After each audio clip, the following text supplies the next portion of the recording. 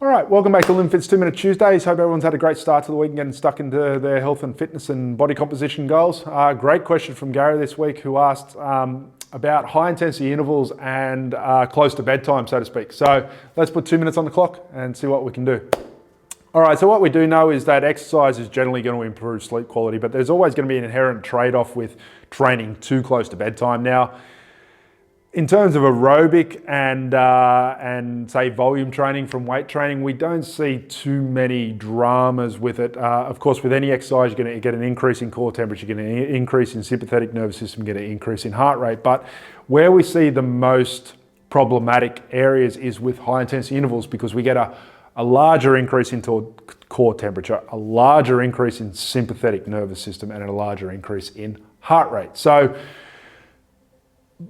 with that all being said, I've said this in the past, if I'm having someone who's doing high intensity intervals, and I prefer them to do them earlier in the day, simply because cortisol levels are higher earlier in the day, so you're going to get the better performance, you're going to have more neural drive, etc. But we've talked about this before, there's ideal and then there's what you can actually get done. At the end of the day, I don't want to say to anyone, look, you've got to do your high intensity intervals in the morning if you can't do them in the morning because you've got work or you've got responsibilities or whatever. You do what is going to work in with your life first, and then you have to compensate from there, so to speak. So let's talk about compensations. If you're training late at night, that's all you have available to you for your high intensity intervals, make sure you've got at least an hour to 90 minutes after that workout before you need to go to bed. All right, you need to give yourself that wind down time, because it takes around about somewhere between 30 and 90 minutes, depending on the individual, just for the core temperature to start falling.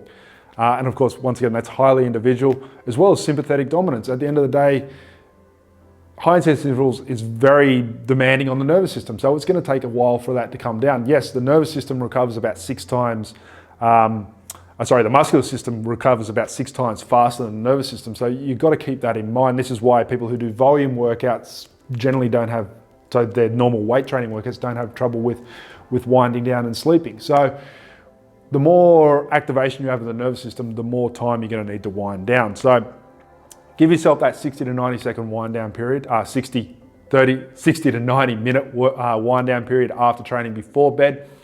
Now, there's a lot of good research in terms of having good sleep hygiene. Now, what do I mean by good sleep hygiene?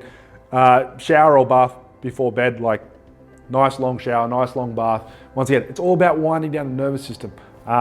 Limit your screen time, TV, computers, mobile phones, electromagnetic activity, etc. Stretching. Stretching is a great protocol to implement right before bed because it really helps you wind down as well. All right, on top of that, we can look at supplements. So some of the key supplements when it comes to lowering sympathetic nervous system activation or just bringing the nervous system down is phosphatidylserine, or also known as PS, magnesium, and amino acid taurine, also very good at helping you wind down the nervous system. So like I said, ideally, in a perfect world, you'll do your high intensity workouts earlier in the day. But once again, life gets in the way. If the only time you have to train and do your high intensities is late at night, just make sure you give yourself that 60 to 90 minute window post-training to help yourself wind down. Implement a good wind down ritual, good sleep ritual, so shower, stretching, limit electromagnetic activity, computers, screen time, etc. De-stress, unwind. And then look at if you're still having trouble, then look at supplements. Remember, supplements should be your the last thing you implement. Get everything else right first. But then if you need a little bit of added boost, then look at things like phosphatidylserine, magnesium, and taurine. All right. Did we stick to 2 minutes? I don't think so. All right. I hope this has helped. I hope you got a lot out of it. If you did, please give it a thumbs up and like the page, and we'll see you next week for 2 Minute Tuesdays. Thank you.